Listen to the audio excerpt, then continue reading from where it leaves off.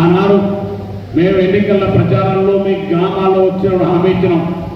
మా నాయకుడు ఇవాళ రాష్ట్ర ముఖ్యమంత్రి గారు రేవంత్ రెడ్డి గారు ఆనాడు పిసిసి అధ్యక్షులుగా తెలంగాణ రాష్ట్రంలో పాదయాత్ర చేస్తూ తెలంగాణ రాష్ట్రంలో పర్యటిస్తూ మరి అనేక ఎన్నికల సభలో చెప్పినాం. కాంగ్రెస్ పార్టీ అధికారంలోకి వస్తే నిరుపేదలైనటువంటి పేద వర్గాలందరికీ మరి ప్రభుత్వంలో సముచితమైనటువంటి అభివృద్ధి చెందుతుందని, అర్హులైనటువంటి పేదవాళ్ళందరికీ కూడా నూతన రేషన్ కార్డు ఇస్తామన్నటువంటి మాట ఇచ్చినాం.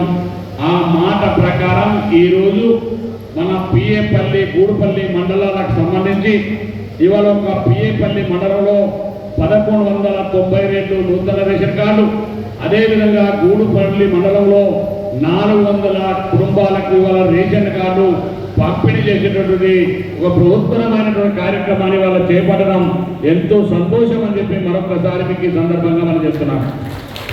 మీరు గతంలో చూసినారు, మా అక్క చెల్లెలు